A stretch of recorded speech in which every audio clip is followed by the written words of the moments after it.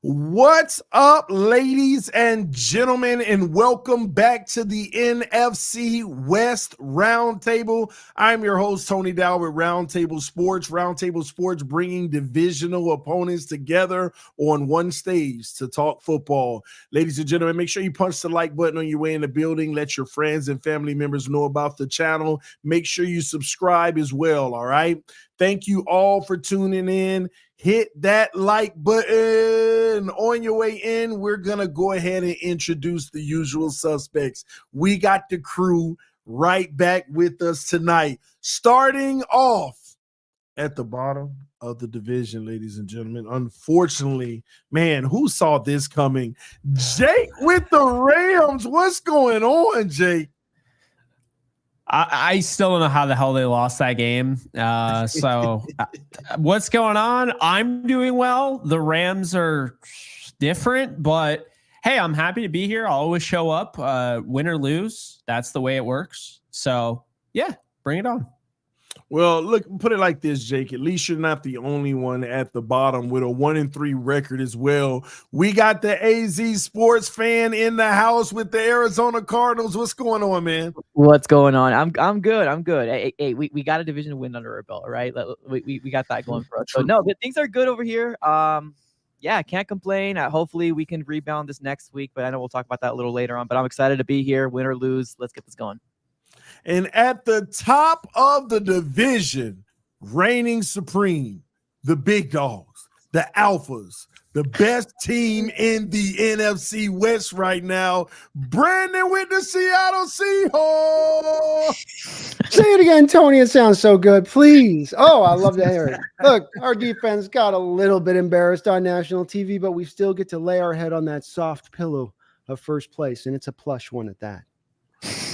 Hey, it's going to be interesting to see how this all fares out. Let's go ahead and get started tonight. Hold on. Did I forget somebody? Did I forget someone? Oh, no. We got our man Jesse with the 49ers. What's up, man? What's up, man? Guys, listen, I'm a little disappointed because a couple weeks ago we made a pact that if your team won, you would wear sunglasses, and I'm the only one wearing sunglasses tonight. I'm a little embarrassed. Oh, wait a minute. That's because my team is the only team that won on this panel. That's absolutely crazy. Oh, man. What a life it is to be a 49er fan. Right. Oh, my gosh. Man, that's crazy, though. 1-3 in the division, man. Listen, man, the NFC West, at least the 49ers won to hold it down, so the whole division wasn't a complete sham, at least like the AFC East. But that's neither here nor there. Let's get into it tonight. Again, if you're watching right now, punch that like button. Let your friends and family members know about the channel. We are live every Tuesday night, 9 p.m. Eastern Standard Time, right here on the NFC West Roundtable. Before we dive into football talk, we just want you to know that this stream is being powered by BetUS, ladies and gentlemen. Receive a 150% sign-up bonus on your first deposit using code YouTube150, all right? Take advantage of it. Again, that is code YouTube150. Make sure that you gamble responsibly, though. If you have a problem with gambling, there are resources on the site that you can take advantage of. But supporting our sponsors is supporting the channel. And right now, the odds for week 5 are up, ladies and gentlemen. As you can see, your favorite team's odds are up as well. I see some of our very own teams right here. Arizona Cardinals, +8 versus the 49ers. That is massive, man. We're going to get into that game in the preview video that you're going to check out in a few days. The Rams are underdogs to the Green Bay Packers. Man, what is going on around here? And then what do we have here? The Giants and the Seahawks. Where are you guys? Hold on now. You're right there. You're right there, yeah. Right back down. Warmer. Oh, there you go. Hiding with the dominant favorite, -6 over the Giants. You let us know what you would pick in this and go ahead and take advantage of that 150% sign-up bonus, ladies and gentlemen. Let's get right into the action. Before we get too deep into football, I like to do what we call the injury report, ladies and gentlemen. We're going to start with Brandon in Seattle. Julian Love, is there anything you can tell us that's going on with that injury, and what do we expect? Well, it's one of the frustrating parts you get with a bit of the new coach staff is they're a little close to the vest on the injury fronts when they happen. They make you kind of wait a little bit on them. It sounds to me like reading between the lines, it's one of those old basketball injuries where you're out there, a guy comes up to guard you up on the D and he hits you with his knee right up to your thigh, and you get that huge Charlie horse where, yeah, you can work it out, but then you still feel it another day or two later after doing it. So my impression is he was walking up and down the sidelines after the injury. It's probably that. More of our injury situation is the ones that were the pre-existing conditions, if you know what I mean.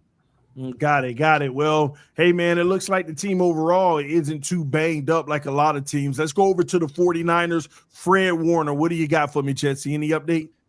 Yeah, he's day-to-day.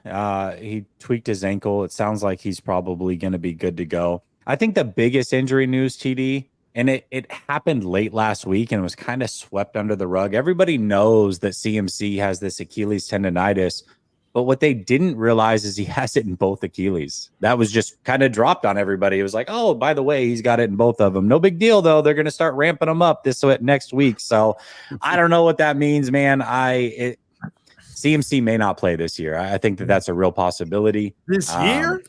Yeah, I think that might. If he does, it sounds like after the bye week, November, I think 10th, it is that they play the Tampa Bay Bucks here in Tampa. So, maybe he comes back after the bye, but I think 49er fans need to kind of realize that there's a real possibility here. He just doesn't play this year. Wow. Man, that would be a massive blow if that happens, man. Sorry about that, Jesse. Let's go over to Arizona Cardinals. Trey McBride, the tight end. Can you tell us what's the latest with him? Yeah, so the week prior on week 3 went out with the concussion protocol. It seems like it was precaution for the Arizona Cardinals just to keep him out for week 4. It seems like he's turning in the right direction. So I think he most likely will be playing in week 5 versus the 49ers. I guess a couple other news.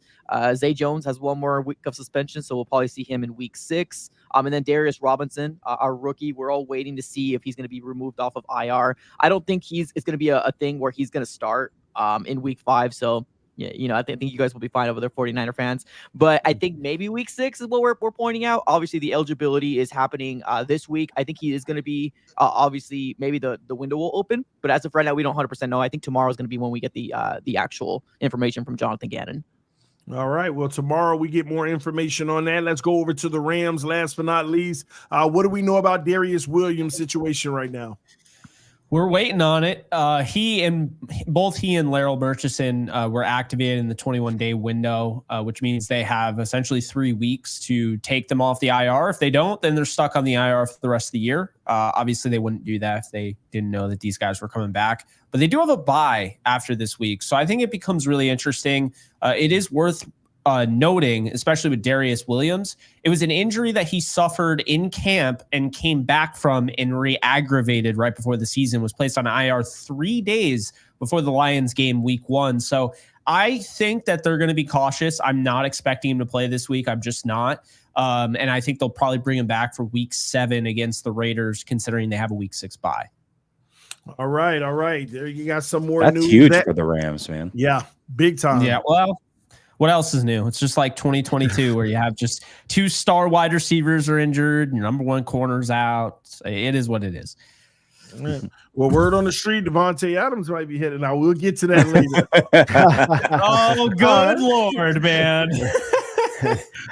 All right, ladies and gentlemen, before we move on, special shout out to Matthew Plowden, said Rams fan and Jake follower here. Question for Jesse, though. He's great. The font on your sign looks familiar. Maybe GTA? It is. Yeah, it's a GTA font. You got it. Nice. Oh, nice. Tricky. All right. Well, ladies and gentlemen, let's go into our second segment, what I like to call quarterback watch within the division. We're going to start with Matthew Stafford with the Rams. How is the team feeling about their quarterback right now overall? You look at his contract, does he have a future with the team long term? Where are you all with Matthew Stafford? Well, I think he's playing great ball that the stats don't really show. The film, I just watched it for the second time, the All-22. He looked great. I don't even know how the hell they lost this game. But I think really right now, it's really interesting with Stafford because he does have years left on his deal, but they basically reworked very quietly a deal that essentially is a one-year deal, and they're going to reevaluate it after the season.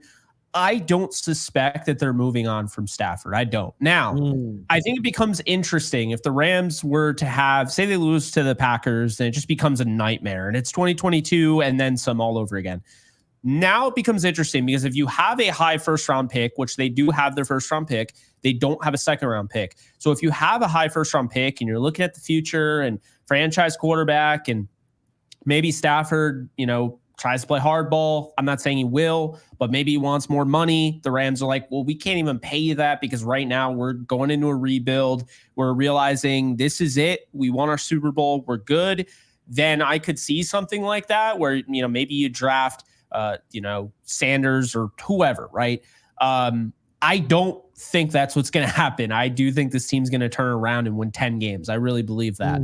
But if they don't turn it around, which is possible in the NFL, they have more injuries, they're not turning the thing around, then I think it does become a little interesting. But to me, I think it's going to be a year-to-year thing. I think Stafford definitely wants to play until he's 40. He's made that, very known.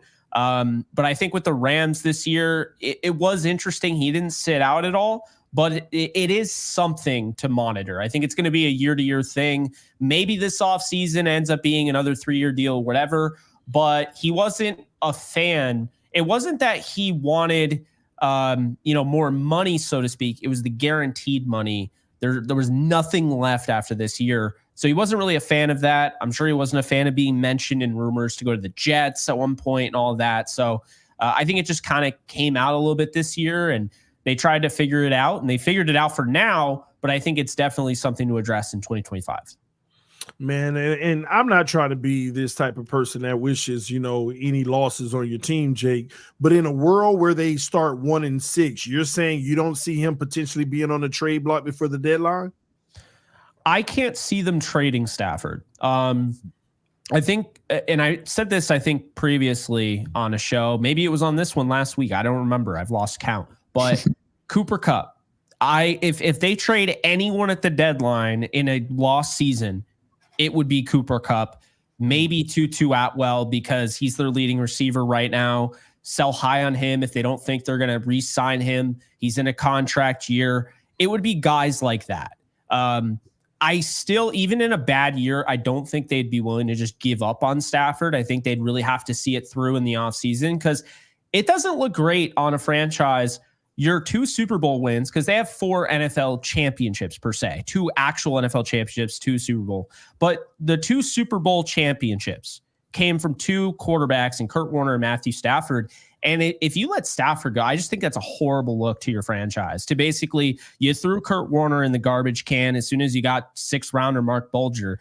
And then now you throw away, Matthew Stafford. I just don't think it would look good for the franchise. And so I don't think they go that route. And there are a lot of people that believe that, and I'm not one of those people, but a lot of people believe that Sean McVay is going to call it quits after Stafford. So I don't think he's ready to call it quits, and I don't think he'd be rushing Stafford out of the building.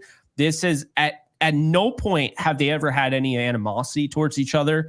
I think it's really just a business thing, and I just don't see them trying to move Stafford. If anything were to happen in the offseason, that's one thing, but I definitely don't see them pulling the plug mid-season. And keep in mind, guys, again, I keep saying this, the injuries are not the whole year. These are guys that will be back around the bye, after the bye. So they still think they have a run in them, despite what that random Raiders podcast was saying, how they have the inside that, they're getting ready to tank. No, that's actually not happening at all. So, yeah, they are trying to turn this thing around. Good God. They're trying to turn this thing around. They do believe they can. And let's just call it like it is. The Cardinals game, because that was their Super Bowl, of course, they won 41-10. But outside those other 3 games, they were one-possession games. They came down to the wire. The 49er game could have gone the other way as well. And they've won. TD knows they've led the second fewest time they've led in games this year ahead of only the Dolphins, who have not led at any point in the season. But the reality is they've also been in those games. They absolutely should have beaten the Bears, and they should have beat the Lions. So it's not as simple as they're an awful team that can't win. They can't score. They're a team that has shown a lot of good things and some bad things, and they've been banged up, and we're going to see what they're made out of this weekend against the Packers. Man, oh man, time will tell. A lot going on with the Rams, and this team can go in so many different directions depending on what happens throughout the season. Let's go over to Arizona. Right before we do, we received another super chat from JK Gamer. Said, bruh, are the Lions going to own the NFC West? Man, oh man. It's trending that way. All right. In Arizona, they had to ruin it. They had to ruin it. Are you kidding me? Now I wish the Seahawks won last night. I don't want to hear that. You kidding me? Don't have me rooting for the 49ers. Come on now. Wow. I hate that team. I do think just to Jake's point on that too, I think the Rams are in a bit of a weird place as far as what they're trying to do here, because you want to go all in a little bit Stafford here, not just this year, but into next year. But then you also still, if I'm not mistaken, have the weight of that Donald contract still sitting on the books even into next year. So there's also a bit of a pull probably to go back and do rebuild this. And so it does kind of put them in that weird place sometimes organizationally where you're not really exactly sure what to do. I do think Stafford's still playing very well. Like I've said on my Geno argument, what I saw from that game in Chicago, supporting cast matters. He's doing all he can to elevate what he has around him. He's missing his two wide receivers. The line is in the shape it's kind of in right now. And the running game's not, I think, being as effective as they thought it was going to be. So they're looking at that and I think trying to weigh a lot of stuff that's really complicated there to make out the decision on that. And there's no easy pathways on that from where they stand with it, I think. Man, oh man. Anything you have on that, Jesse? Yeah, I mean, everybody here knows what I think of Stafford. I think he's the best quarterback in the NFC. And the Rams, Jake's talked about it a million times. What was their record last year? 3-7? I love that. Was that what 3-6? But they were going in the Seattle game week 11 with 3 wins. People forget that. Yeah, and they still made the playoffs. So if this team gets healthy, I'll tell you this right now. I am not a fan of playing the Rams later in the year with a healthy roster potentially, because that is a very, very good roster. It is. Well, time always tells, ladies and gentlemen. We're going to continue with the quarterback report with Kyler Murray in Arizona. What's the feeling with Kyler, man?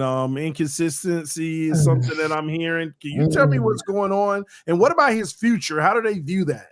I mean, where do we start? I mean, it didn't help that we lost to a rookie quarterback in Cliff Kingsbury come back to the desert. That was a terrible loss, and it was a punch. It was a gut punch to a lot of Cardinal fans. And I think we really kind of sat down. And I know there's some Cardinal fans that are overreacting a little bit. I mean, I'm not gonna lie, I did too. But like, you don't want to have your former head coach come in here and wipe the floor in your own home. Kyler Murray had an opportunity. I mean, just couldn't get it done. I know we'll talk about the game a little later on, but right now, we are 1-3. I know we're not really a team to kind of talk about to say, oh, we'll come back. But I mean, at the end of the day, we still have 13 games left in the season. So I'm putting all my faith in the basket that they're going to be able to turn this around. That's the only thing I can do at this very moment.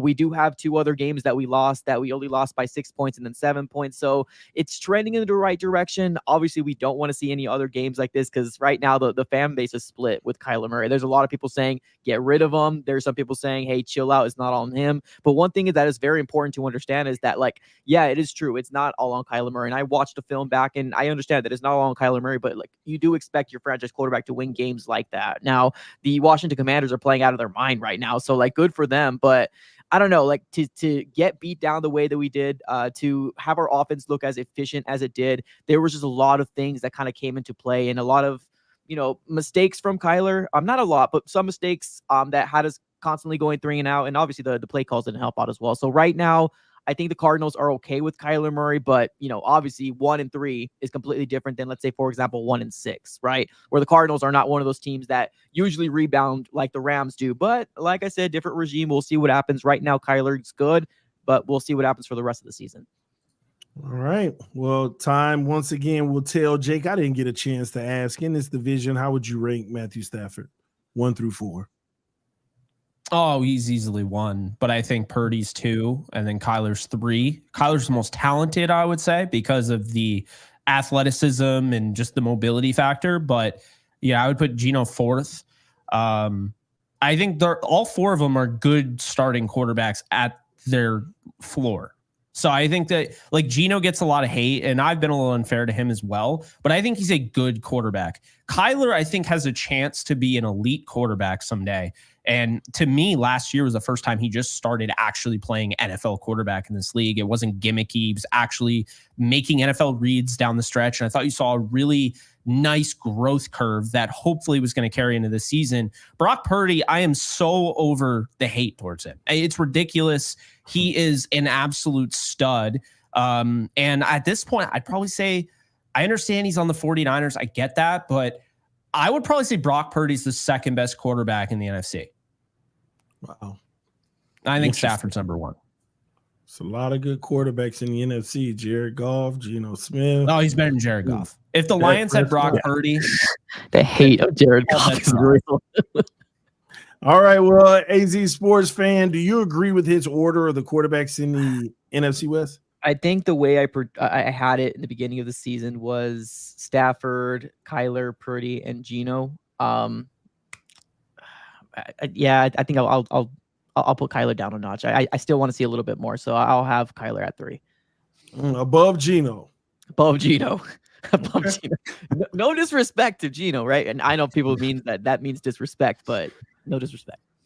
I don't think you know what you're doing here, TD. Like, this was like a big contentious hour conversation a couple weeks ago around Geno Smith. So I don't know that you realize you're opening that can of worms, but here we go. Yeah. Hey, let's see how wide we can get it open, because we're going to the 49ers now. Okay, QB watch. Yeah. Brock Purdy, all the disrespect is because of the team around him. He's a system quarterback. Then when he lost some players last year, he didn't look so great. But all of a sudden this year, right back in the same situation. And now, how do you feel about Brock Purdy overall as your quarterback?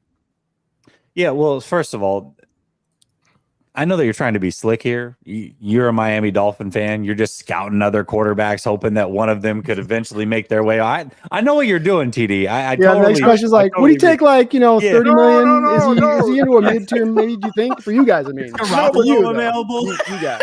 But Tua's our quarterback. He's already better than Purdy, so that's right. Yeah. I was not convinced. You guys. Let's keep this NFC West now. Let's keep the NFC West. Nice. I see what you're doing, TD. But yeah, man. Here's the thing about Brock Purdy is everybody forgets that he's still a young quarterback. I mean, we don't even have 2 full starting seasons out of Brock Purdy. Brock Purdy's rookie year, he came in as a 3rd-string quarterback. Shouldn't have even made the team. Ended up making the team. At that time, they had I forget the name of the quarterback, slipped in my mind. They ended up trading him to the Detroit Lions. But Brock Purdy wasn't supposed to make this team. They had guaranteed money for that quarterback. They ended up trading him off. Brock Purdy comes in, makes the team.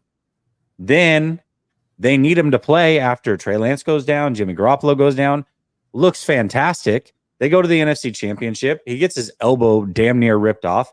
So then his first potential offseason, he can't even practice. He has to rehab the whole offseason. So this was the first offseason that Brock Purdy actually had to be a better football player. The first offseason is trying to make a football team, trying to show that you can make it to an NFL roster. The second one, you lose your elbow, you're trying to rehab it. And then this one, finally, he's able to actually work on his craft and be a better quarterback. And I think that you're seeing those micro improvements game in and game out. And when you're a young quarterback, those improvements can come game to game. And I'll give you an example. When we played the Rams, there was a play where Brandon Ayuk there was a busted coverage. Brandon Ayuk ended up going deep instead of running his curl route. Brock Purdy looked at him multiple times, didn't throw the ball. That could have eventually won the 49ers the game. And he talked about it. Yeah, you know what? That's really the first time I've ran into that scenario. I've got to be better there. I got to recognize it. I got to take a chance, give my guy a chance. The very next week, he had a very similar situation with Deebo Samuel. Similar route, broken coverage, and he hit it. So as a young quarterback, to see that growth and forget, because he's played so well, that growth is still a possibility. Yeah, man. I mean, Brock Purdy's the quarterback of this team. The San Francisco 49ers are happy to have him. And look, I'm a Brock Purdy fan. Now, a lot of 49er fans don't like the way that I talk about him because I'm not willing to say he's elite yet. I think to be elite, you have to stack years. But he's a very, very good quarterback. He is trending towards possibly being elite. I just don't like the conversation of like, well, look at his stats compared to Patrick Mahomes in his first blah, blah, blah. It's like, no, like, can we not do all that? Like, he's a good quarterback, but let's chill a little bit. So how would you place your order in the division? Same. Stafford, Purdy, Kyler, and Geno.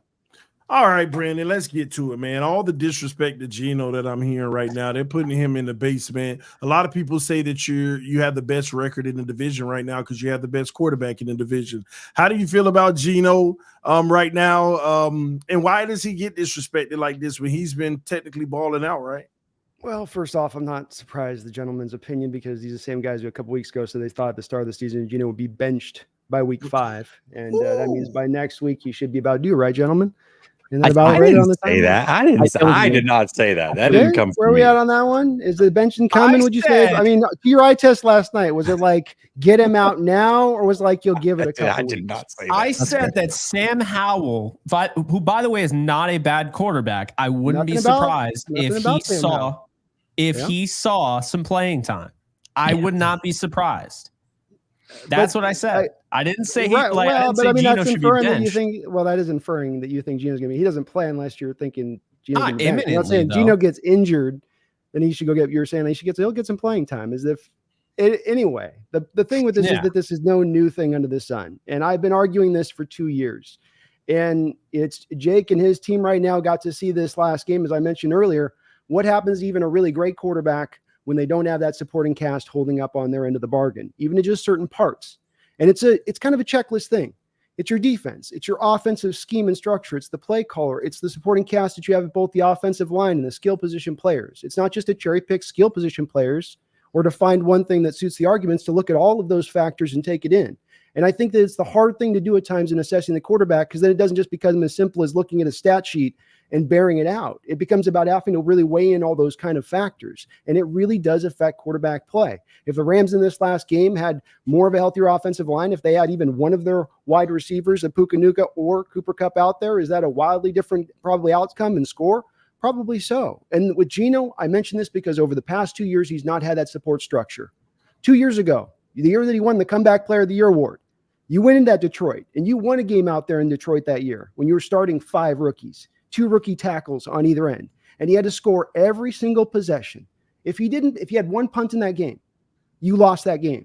But because he scored every single time, you won it. And he's had that kind of consistent performance where he has outplayed his supporting cast time and time again. Should be getting his flowers at this point because we're well over 2 years in. He's leading the NFL in passing yardage, but yet still you can't get people to pivot off the spot. Still, they will sit there and they will root down in and they won't go off of it. And I'm not mad at it at this point because I've kind of expected, as I told you guys a couple weeks ago, and as I will maintain, it's going to be fun to watch him play this year because now he's starting to get some of that support structure. But even last night, was the defense there? Was he having a consistent running game through 2.5 quarters? Eventually, Walker got loose, but you didn't run but like 4 times in the first half for 10 yards. He had to throw 26 times to 3 runs. It's on his back time and time again to kind of carry this load, and he's stepped up time and time again, and he's done it. As far as my ratings go, I would still put Stafford up ahead of him. I would put him as number 2. I do like Brock, and he has improved in my eyes, and he's risen in my eyes from where I saw him initially coming on the scene. I think Jesse's points are right points in regards to his development as a player. Tommy John, you sometimes come back. This is pitchers will often talk about this, and your arm strength actually is a little bit improved from where it was prior. And maybe we're seeing a little bit of that with him in regards to that as well. I do disagree with Jake in regards to Kyler. Unfortunately, Mike, I'm not trying to kick sand on this, but I think Kyler's more of what he is. I think all of the quarterbacks do have that high floor in this division and they're good players. But I think Kyler's development is kind of where he is. He's an improvisation quarterback needing a good, strong running game. And if you really put the load on him otherwise and ask him to play on time and play on script and sit there and really carry the burden, I think that he gets a little bit at that point kind of exposed for what he can't really do. And then we come back to that argument like me and you and we were talking about before the show, Tony, about, okay, what happens, you have a guy you're paying him on the rookie contract first. When you start to pay him 50, 55 million, can he raise that supporting cast, or is he a guy that you're sort of paying because he's next man up to be paid? It's just interesting in this division. It's hard to get a gauge on the quarterback. Some people take the eye test. Some people look at the stats. And it's just weird to me. Geno has the most yards in the division. He has a higher passer rating than Matthew Stafford. And Kyler Murray, 777 yards, isn't getting it done. But Geno also has 4 interceptions. It's just interesting. I guess Purdy, I would say, is the most level-headed so far this year. We'll keep our eye on the quarterback watch as the season goes, ladies and gentlemen, and keep talking about it every week. Let's get into these matchups, all right? We need to get into these matchups. As you all know, the Seahawks lost to the Lions. The 49ers beat the Patriots. The Cardinals lost to the Commanders, and the Rams lost to the Bears. We're going to start there, Jake. You lost to the Bears, bro, 24-18. This one's tough, man. I'm going to start with Jesse, though. What were your thoughts when you watched this game, and what did you think about it? Man, I predicted the Rams to win. It's interesting because we all had the conversation that if the Rams were going to come back or make a comeback, they most likely had to go into their bye week with 2 wins. So now you're in a situation where you have to beat a much better team in the Green Bay Packers. Jordan Love will now have a second week under his belt, and he's not going against a Flores-led defense. That's a much tougher game to win than the Bears. And to me, it just came down to who's the better quarterback, Matthew Stafford or Caleb Williams. Obviously, the answer is Matthew Stafford at this point, and I thought that would be enough to get it done. Unfortunately for the Rams, it was not. But listen, I don't care. They could lose every game for all I care. But I am surprised that they lost the game for sure. Yeah, Brandon, what's your take on it?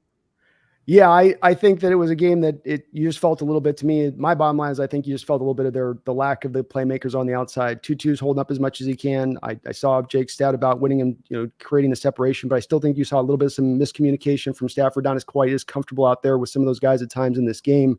And it just kind of was enough to kind of upend things. I think with Stafford too, he's a really good quarterback, but when he has those days like that where it's like, okay, it's all on you, buddy, he's going to maybe give you an opportunity with a fumble or an interception over the course of the game. Not that he'll play bad over the game. He'll play really good, but you'll have these 1 or 2 moments there where the burden's really on him. The running game's not consistent. And he had a couple of those moments in the game that allowed them to kind of get through. And, then our general manager doing 4D chess gave him Darrell Taylor in a trade right before the start of the season. Darrell Taylor creates the pressure at the end of the game, causes the interception. So, it's also our general manager doing some 4D chess, but seriously, I think that the Rams were the better team than the Bears. This was just them. We all ran into this. We ran into this a little bit, I think, as well. I'm not trying to give it all to this as an excuse. I think there's excuses and explanations. And to me, it's more of an explanation of Rams are at even half better strength than where they were coming into this game. And they probably, lap this Bears team. I mean, it's always tough losing those games that everyone feels is an automatic win. All right, let's go to AZ Sports Fan. What's your take on this one? So sorry, I'm looking down. So I actually have the Bears on my fantasy team, and I took a flyer. I mean, this team is actually not bad. I mean, they average about like 2 or 3 sacks a freaking game, and a fumble and an interception. So like, I felt like if they were able to maintain, because I picked the Bears. I'm not sure if you guys remember. I picked the Bears over the Rams. Yep, you did. I'm not sure if you guys had the thing, and I just kind of took a flyer just because of how injured the Rams are. And it's like I said, it's one of those things. You just got so many people injured over there. So took a flyer. I think the defense over there for the Bears is really good. Now, my kind of thing was, is Caleb Williams going to be able to stay on the field for a long time? So obviously they did enough to win.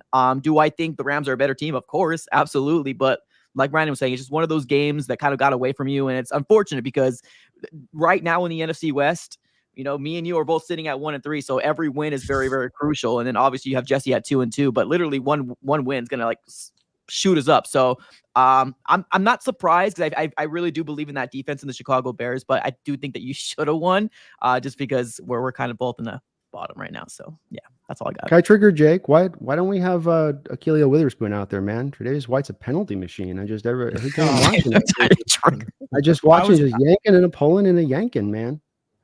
His dad and I were just talking about like the tape because we watched his 9 plays and we're like, are you serious? They have this guy on an island and they always have help for Tre'Davious White. It's like you're telling us just based on the film that you trust him more, and yet he's only getting 9 snaps. I don't understand it. When he was out there, by the way, like 3 of the most explosive plays the defense made of the day, they happened. Now you could say that was coincidence. I would say that was Caleb Williams seeing 4 and was like, nope, and then just held on to the football and it didn't go well.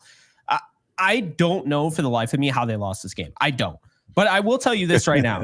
The Rams, there's a reason. Like, people are like, oh, this dude doesn't know what he's talking about. He's 10 games. Are you kidding me? Yes. Hear me out.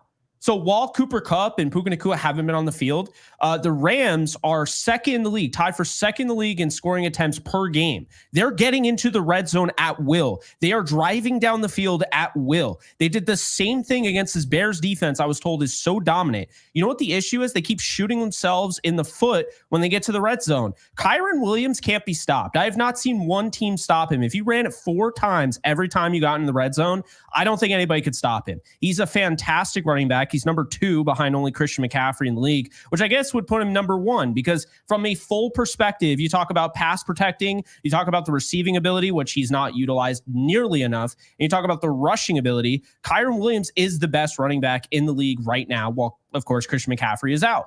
So my point here is that the Rams continue to get into the red zone, and for whatever reason, they struggled against the Bears. In addition to that, the run defense seemed like things were going well. They were stopping DeAndre Swift. My co-host for another show was at the game, and Bears fans were freaking out anytime DeAndre Swift touched the ball early on. That's how bad it was. 1.8 yards per carry coming in. They're like, give Roschon Johnson the rock.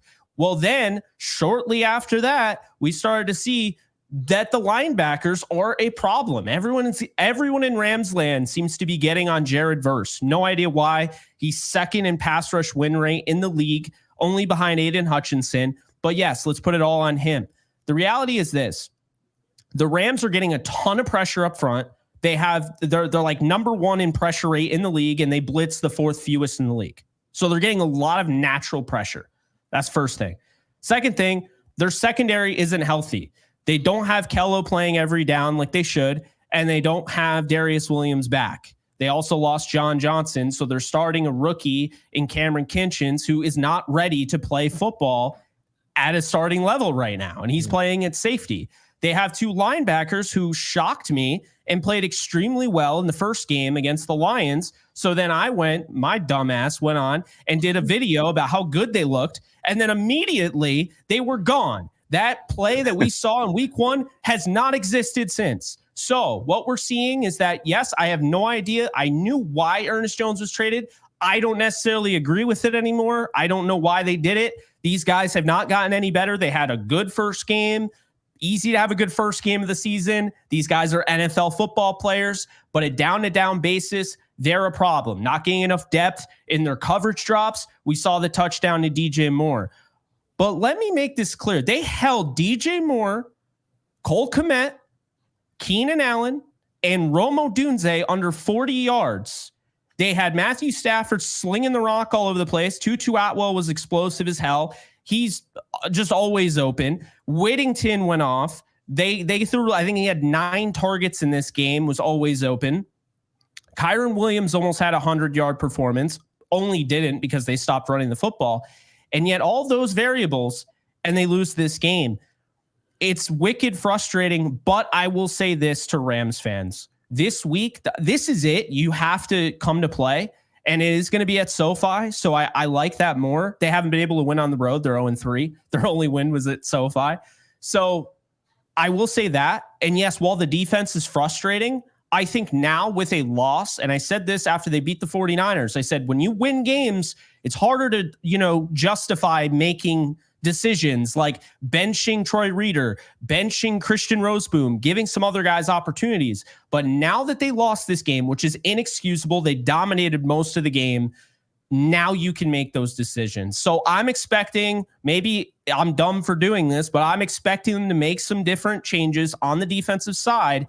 And ultimately, I do think that eventually when they get healthy, and even beforehand, this 4.3 red zone attempts per game, which is tied for second in the league and only behind the Detroit Lions at 4.5, is going to turn around in their favor. They've started off slow in the past, not this slow, but they also haven't been this banged up. So I do think things are about to turn around, but I think it starts this weekend. They have to beat the Packers. If they don't, that negative momentum going into the bye coming out, hey, the Raiders, they beat the Ravens. I mean, you can't even say the Raiders are an easy one. This was an easy one on the schedule. They should have beat the Bears. And I think they're a playoff team coming in the year. But Caleb Williams is so far away from being a reliable NFL quarterback. They're not anywhere near as good as I thought they'd be. And that was really the real concerning thing about losing this type of game. Man, oh man, any given Sunday. We're going to go to the super chats real quick. Ram DeLorean. Question for the panel. If you had to choose one key player from any division rival to bolster your team's weakness going into week 5, who and why? Let's get a quick one on this one, Jesse. Oh, well, going into week 5 would be tough. I would love to take Murphy, honestly, right now. I think the 49ers could use some help up the middle, but he's hurt, so that doesn't really help. There's no real good linebackers in the division. Shoot, I don't know. You don't want Troy Reader? Yeah, dude. I don't know. The 49ers got a pretty damn good team. And everybody who's injured, I don't even know if there's any. Kobe Turner, I'm not trying to be cocky, but it's like, bro, there's not really a lot out there that is going to help the 49ers on other rosters that aren't hurt already. So Jesse, I'm shocked you didn't go quarterback for a better one than Geno Smith. But let's go, Brandon here. Who would you take? I'd actually probably go Fred Warner and then bounce Tyrell Dodson out to the will and then have Fred Warner as my mic. We're down Jerome Baker right now in our front 7. He's down 100%. And we've been rocking a rookie out there, 4th rounder. So that probably help us out the most, I'd say. All right. What about you, AZ Sports fan? Nick Bosa. No question. Ooh, nice one. Jake? Fred Warner. Anyone who says anything otherwise is completely out of their mind and hasn't watched a single down of Rams football. Oh, man. Number 7 is currently number 1 in passing yards, total completions, first down, off-target throws, percentage on pass, 10-plus yards, number 2 in completion percent, number 10 in QBR. Who is that? Geno. I had a feeling. The chat riding for Geno. All right, question for Jay. Considering this is Kupp's 3rd year in a row missing time, I read a report talking about the possible retirement in the next few years. How do you feel about Kupp longevity? I don't feel great about it at all, and I don't think anybody should. I love Kupp to death. I mean, he had the game-winning touchdown against the Bengals in the Super Bowl. He had the greatest wide receiver season of all time if you factor in the postseason. But to assume that he's going to be available longer than even this year, you are playing a dangerous game. He's incredibly talented. I don't think there's a receiver that works harder than him, and there's not a receiver that you would take from a personal standpoint, because this is not a guy that's a diva. He's not going to talk to the media and run his mouth. He's essentially like a quarterback, but he can't stay healthy. And that was a fluke injury against the Cardinals, but be that as it may, a bunch of fluke injuries. Now all of a sudden the injury prone label starts to come out, and it's been around for a while for Cooper Kupp, unfortunately.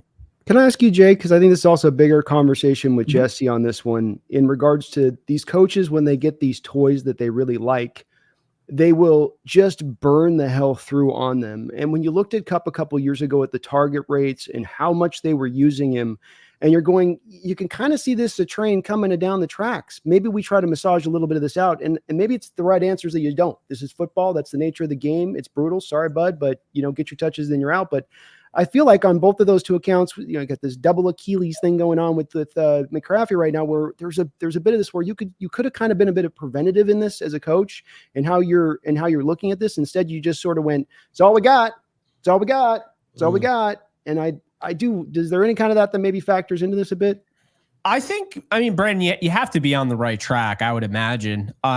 There's no way to know for sure, because, he did suffer that torn ACL in 2018. And it's so funny because people looking back, they were saying to Patriots fans, oh, you were lucky if only Cooper Kupp played. And they're like, Cooper Kupp, he's your 3rd option. And then he did what he did down the stretch.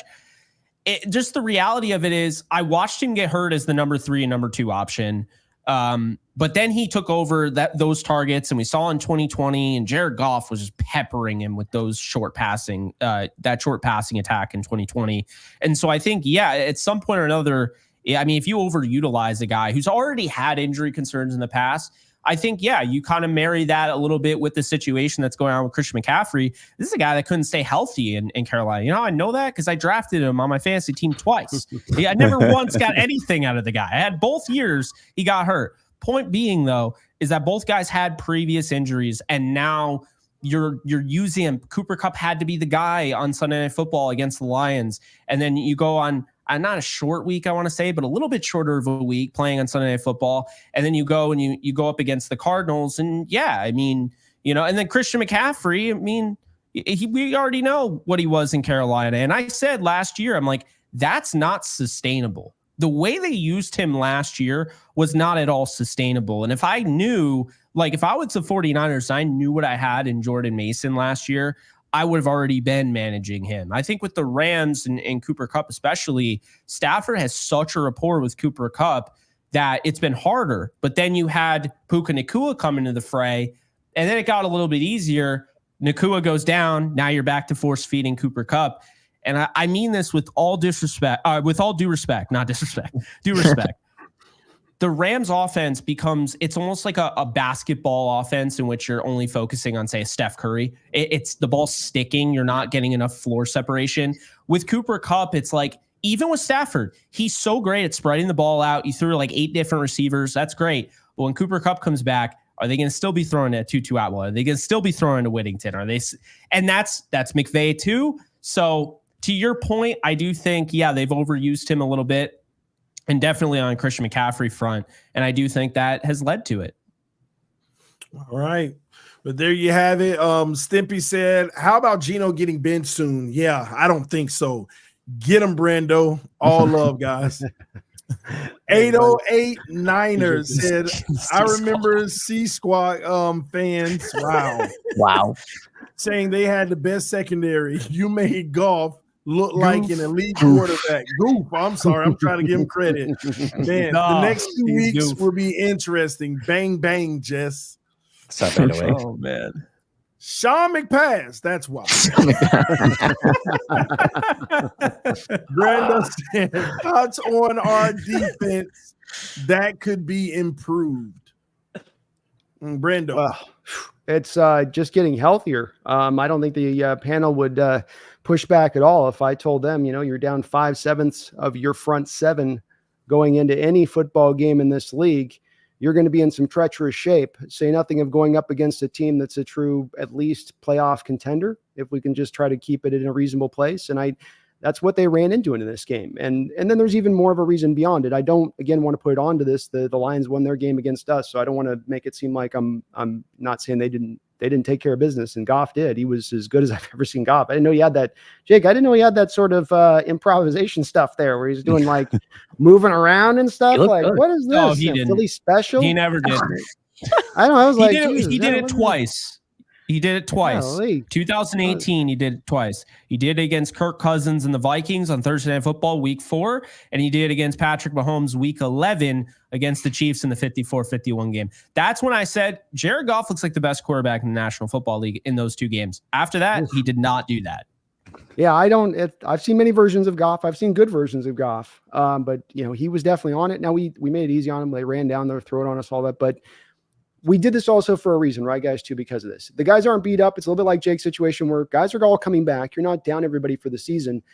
We're in a new age. We're in an age of 17 games and 2 Thursday night games, which require you to manage your roster in a certain way that you didn't have to do so 20 years ago. When guys knew every week, I've got 7 days to get ready. And remember 20 years ago, those guys lined up for Toradol shots like Tic Tacs just to get themselves ready for that upcoming game. And that's when they had 7 days. We're playing 3 games in 11 days. 3 games in 11 days. It's kind of silly, really, that the NFL set it up in this way, but we had to kind of tactically come into this game and go, if you look at it from our perspective, is this Lions game going to determine our season? No. We got the Giants coming up next week at home, kind of a winnable game, and then the Thursday night game against the Niners at home. So if you were tactically setting the stage for that, and you had guys on the kind of the line with the injury issue, especially on that front 7, you're just going to kind of hold them out. And that was really at the forefront of this. We're not that weak. This was a little bit like a preseason game of watching the 1s go up against the 2s, and the 1s just slaughter the 2s, and you go, whoa, that didn't look good. And it's like, yeah, you got backups across the board basically in there. Secondary didn't have the best of nights, but you're not getting pressure with none of the guys up front. You're not stopping the run, so all the play action game is working. The guys are having to just amp up that much more to stop the run because they're bringing up even 3-4 fronts that aren't stopping the deal up there. So it becomes then just everything starts to work for the Lions. I will say we didn't do a good job to me of trying to do a little bit of the, hey, we're down, guys. Let's roll this out. Let's throw some blitzes. Let's go more man coverage concepts. You caught us getting caught in zone so often in that game, which is the part that I found as a head scratcher because our guys in the secondary do their best stuff in man coverage. Man, oh man, I forgot that. Yeah, golf did have a historic night on them, Brandon. He handed it to us. He did. I was like, Jesus. All right, guys. We don't want to run out of time, so we're gonna take a minute on each individual, giving their recap. Make sure that everybody covers every game. We want to move on to the Arizona Cardinals lost to the Commanders. Man, I you know what? I'm gonna save it. Jake, we'll start with you. What did you think of that game, sitting there literally watching Jaden Daniels just obliterate Kyler Murray's play? Yeah, not a lot has gone right for me this year in terms of football. College football, NFL, nothing has gone right. But one thing that has gone right is that my belief in the Washington Commanders as the sleeper team is making me look pretty smart.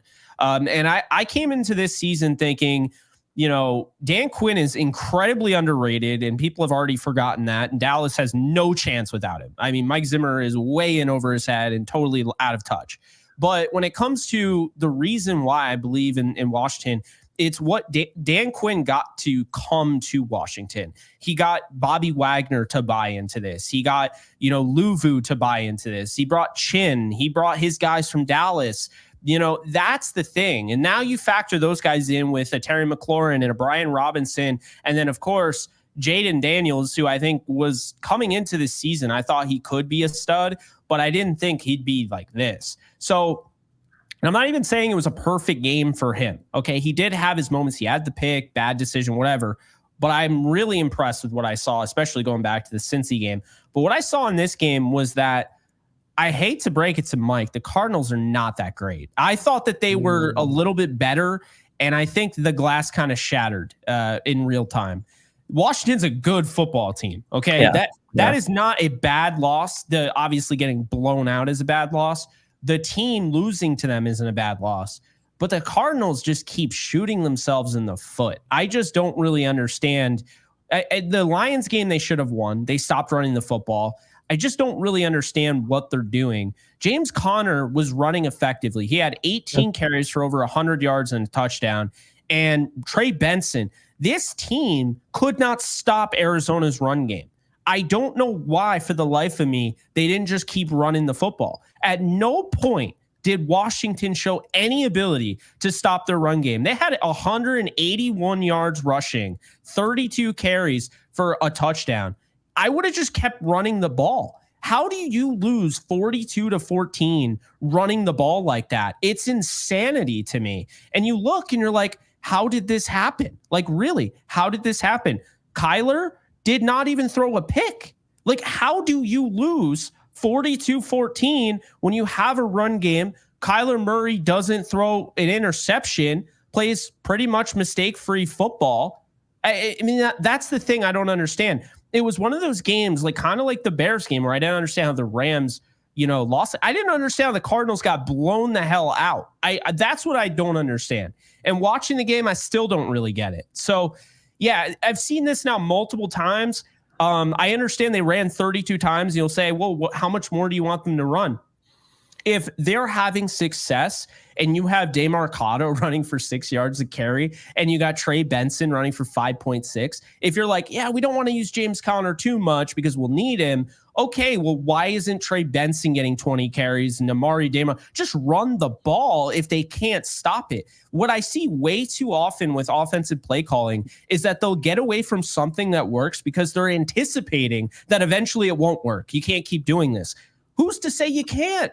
The film and obviously just watching the game and the stats show otherwise. They could not stop the run. That's the one thing with Washington. They'll have these games where they, through the air, they'll struggle. Through the run, they'll struggle. This was insane to me. The Cardinals have a legitimate running game that has been successful in every game, and they abandon it. Now, I don't want to say they abandoned when they ran 32 times, But in a game like this, I don't understand what they're doing. I really don't, Mike. I think that they have the talent. They definitely have the running backs. But like that Lions game still bothers me because I'm like, why did you stop running with James Conner? They couldn't stop James Conner, and they've been good against the run. So it's just been one of those things for me where I'm like, this is a deeper coaching thing, and I don't think this is going to get any better anytime soon. So I think the Cardinals win 6, maybe 7 games, kind of like I said before the season. But this could get ugly in a hurry. This is not a game that you want to go through because when you get blown out, now it's up to them to really showcase next week. Can they get back, or is this who they are? Well, I mean, that's a good question. I mean, you guys got blown out by us too, right? So the question as to how 40 to 10, you guys got the same way. We got 41 to 10. So it is, you're right, though. We do have to bounce back. That is very, very important Absolutely. for the Cardinals to do. I 100% agree. I think this game just got away from us. At the end of the day, I think Jaden Daniels we completely underestimated this team. Like, I really think we came in here and underestimated this team. And I think now the Cardinals are coming out with their tails behind their legs. But you're right, though. You're 100% right. And the correct is we got to go ahead and see what we can do. And I'm sorry, I didn't mean to jump in, but go ahead. No, you're good. Jesse, what you got on this? No, I think the story was Jaden Daniels. I mean, that was the real story. This kid is so good right now. You realize they have more scoring drives. They have more scoring drives than he has incompletions on the season. Wow. That is a crazy stat through 4 games. 82% completion for a rookie quarterback. Jaden Daniels just getting it done. I really thought the reason I picked the Cardinals is, to me, you had 2 similar talented teams. And I said, well, I like Jaden Daniels. He was my number 1 quarterback in this class, but Kyler Murray is the veteran, and he's kind of the veteran Jaden Daniels. I was wrong, man. Jaden Daniels he's that deal right now. He's that good. So, hey, kudos to him. But that was it. Yeah. What completion percentage did you say again? He's at 82% through 4 games. Wild, yeah. Man, you would think he was playing the Seahawks every game. Oh, all right, Brandon. My bad. I keep forgetting about golf too soon. Brandon, what's your take on this game? And we'll move on to the next one. Jesse captured it well. Jaden Daniels is pure magic. He is the quarterback that unfortunately is going to drive a lot of us crazy in our content world creating, because this is the kind of guy that creates the imagination for those people in our content who say, we got to get that guy. Like, they grow on trees. But he's been playing well beyond his years and how he's played. I think they also had Jesse like 19 straight scoring drives or something like that through this Cardinal game, which is just insane, again, for a rookie to be leading that. So you guys are down Robinson. That was a big part of not only trying to get your guys' pass rush going, but also your run stuffing. So that's a part of your loss there, and I think that explains it. You guys just need more bodies defensively, though. All right. I think it's you, Mike. Testing. Yeah, it's AZ. There's an echo. Just FYI. Oh, are we good? No.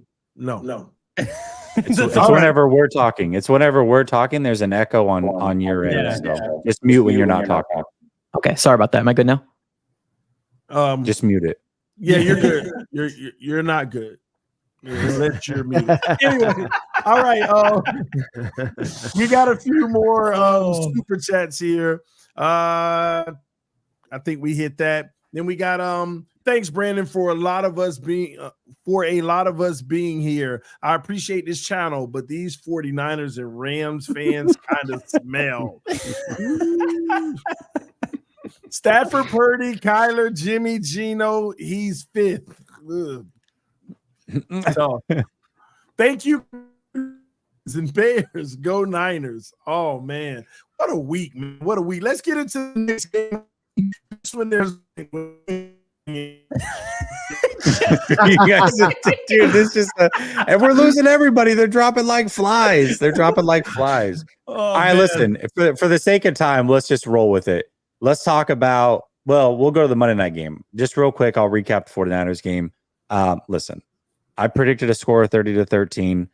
We knew that the 49ers were not going to lose to the New England Patriots. It just wasn't going to happen.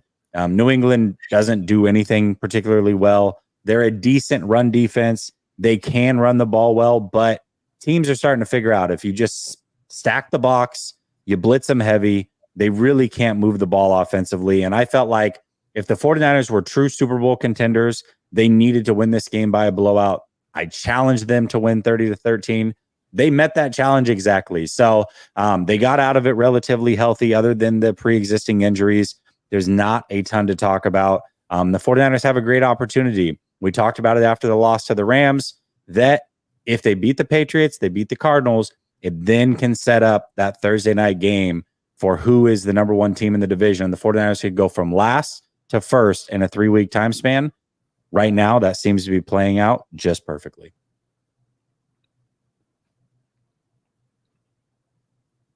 TD, you're muted. He loves it, though. He's just, yeah, look at him. He's still muted. You're muted, buddy. You're muted. You're muted. Muted. Okay, am I back? Am I There you good go. now? You're good now. He's good. Man, I feel like golf went 18 for 18 on me, man. Oh. All right. Tony, they're starting to sweat. All right. I mean, it's not much to say about the 49ers game. Does any of you guys have anything to add to that real quick? Or are you good on that one? Juwan Jennings' emergence shows that the Niners should have drafted an offensive lineman instead of taking Parasol.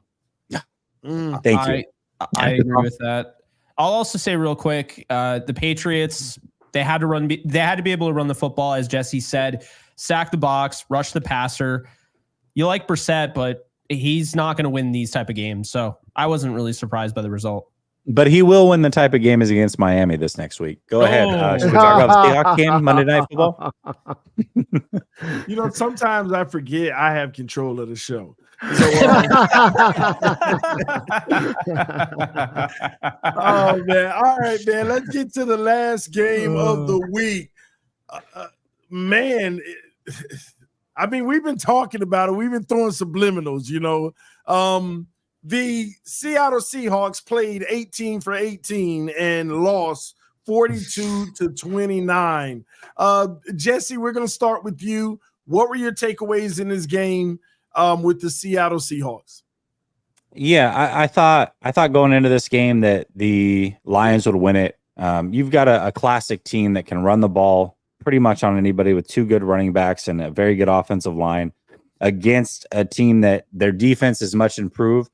But stopping the run has been questionable. And then when you remove literally their whole starting defensive line, all 4 players, you remove their linebacker, they lose a safety mid-game. I mean, what are you going to do? You know, you get that many injuries.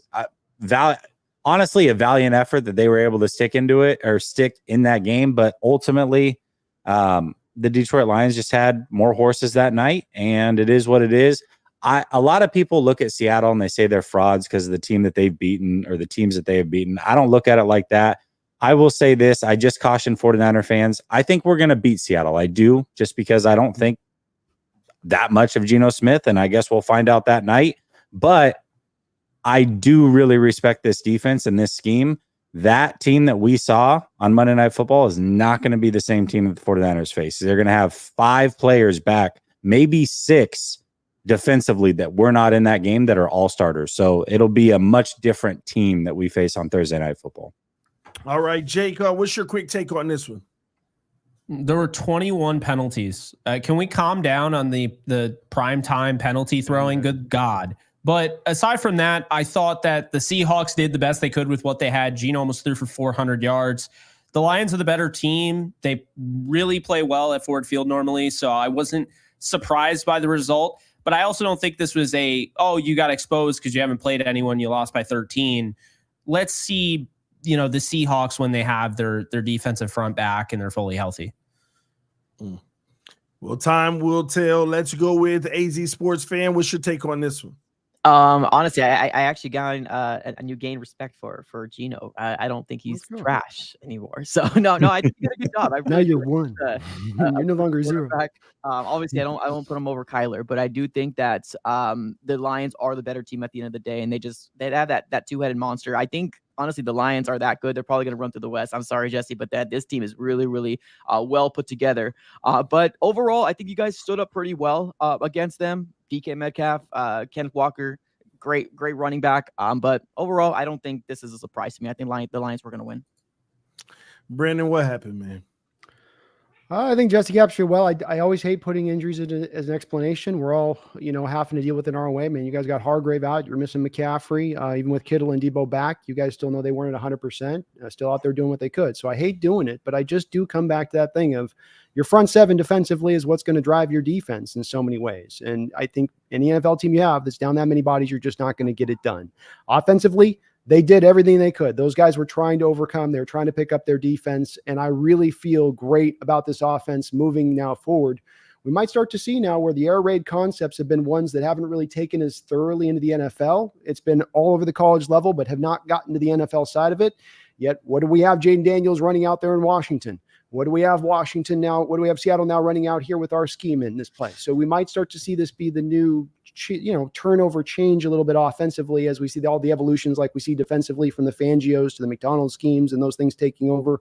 So I think it's one you do kind of flush a little bit because I think there was a tactical decision to really rest guys who could have played if this was a playoff game. But as these guys all said, you come out of it, I think, more encouraged than you do discouraged overall on it because those things are going to come together. And this is going to be decided by how we play the Niners and the Rams and the Cardinals to a lesser extent throughout the course of this year is what's going to determine this. So it's not as much a game I think you really twist yourself in knots over. Well, there you have it, ladies and gentlemen. A lot going on in the NFC West. And this division, I think, is still going to be beating up on each other and making this a tight race all the way to the end. Before we move on, we want to hear a quick word from our sponsor, Shinesty. So now you'll probably notice that half of our representatives at Roundtable Sports always have their undies in a bunch when it comes to their favorite NFL team. And listen, I'm sure that they're getting sick of that feeling where they're feeling a wedgie rather than a warm hug. Maybe they want to say goodbye to uncomfortable chafing and hello to the softest underwear they will ever wear. Well, folks, let me introduce you to Shinesty.com, the underwear company that is here to revolutionize the underwear game. Let's be honest, life is too short for boring undies. These are so soft, y'all. You won't even realize you're wearing them. With the moisture-wicking technology and a perfect fit that never rides up, you'll quite literally feel like your balls are floating on a cloud all day long. And look at some of these absolute designs. And get this, folks, if you use our code at checkout. Get this, ladies and gentlemen, if you use our code RTS10, all right, you can get 10% off of Shinesty. Go on to Shinesty.com. They have all the latest comfortable underwear for men and women with great designs, fun designs, funny designs, and some interesting designs, I'll say. All right. So take advantage of the opportunity. Right now, you can get 10% off Shinesty. Use code RTS10. Supporting our sponsors is supporting the channel. All right, ladies and gentlemen, that was your NFC West Roundtable Week 4 recap. Remember, in a couple of days, you're going to get another video going over the previews for the upcoming games where the Seattle Seahawks are at home versus the Giants. The 49ers are at home versus the Arizona Cardinals, divisional game, and the Rams are at home versus the Packers. Some juggernaut games coming up not long from now. Before we get out of here, a few more super chats. Hey, Tony, your lag is as bad as the I actually feel bad. Sorry, you can see this. I can guarantee the Dolphins will go 3-1 in the NFC West. Oh, wow. That's a bold statement. We'll say, hey, just take yours, Brandon. All right. Fun fact: pickleball is very popular in Arizona. Oh, I guess that's why Cardinals fans think 14 is a good score. Wow. Oh, buddy. Tay Adams will be a problem child. Jet. Oh, my bad. No problem. He's gonna bitch and complain no matter where he goes. Let's be honest here. Oh man. Well, there you have it, ladies and gentlemen. Any final words, Jake? They better win this week. I don't know what else to say. I can't watch another All 22 where I'm sitting here like, how do we lose? Then I feel like an NPC. So hopefully we're talking about something a little bit different next week. Hopefully, and I'll say this, I hope everyone gets a chance to enjoy a win because this roundtable's like lit when there's a win. Oh, wait, that can't happen because the 49ers are playing the Cardinals. So, Mike, I'm sorry, you will not be winning yet again. But aside from that, wishing everyone a fun week of the NFL season. AZ Sports fan, talk to us. It'd be funny if the Cardinals were the only winner. That'd be hilarious. But no, nothing. I'm glad you guys are showing up. I love doing it with these guys. These guys are the best at what they do. Let's keep this going. We're just going up from here. All right, Jesse. Yeah, if I could not be the only one wearing sunglasses to begin the show, that would be great. So if somebody else could win with us, feel free, join it. And at the top of the division, the Kings owning the league. Brandon, what's up? We got googly eyes Daniel Jones coming in the house, man. Our defense got him just like this. Wow. It's going to be all day long. They're going to be doing the shots in the telecast. It's going to be so brutal. So let's go. Sunglasses on next week, Jesse. Marty McFly 88 said, Geno doing this with the 31st worst O-line. Imagine a top 5 O-line. A lot of big cases for Geno, but thank you, ladies and gentlemen, for tuning in to the NFC West Roundtable. Those who donated, thank you for supporting the channel. Thank you for supporting all 4 of these creators. Make sure you go in the description in the chat. The link to all of their channels are listed below. If you're not subscribed to all 4, you are tripping, because even if you don't like them, you're supposed to be talking trash on their channel. All right. So go ahead and subscribe to all 4 of these guys. And listen, until next time, 2 days from now, we'll have the preview video. We love you all. Peace. We are out. Roundtable Sports Network brings you NFL divisional debate coverage on a weekly basis from your favorite content creators across YouTube, featuring the AFC East Roundtable live Monday and Wednesday evenings, the AFC South Roundtable live Tuesdays at 7 p.m. EST, the NFC South Roundtable live Tuesdays at 7 p.m. EST, the NFC West Roundtable live Tuesdays at 9 p.m. EST, the AFC West Roundtable live Tuesdays at 9 p.m. EST, the NFC North Roundtable live Wednesdays at 6 p.m. EST, the AFC North Roundtable live Wednesdays at 6 p.m. EST, the NFC East Roundtable live Thursdays at 6 p.m. EST. Roundtable Sports, real coverage from real fans.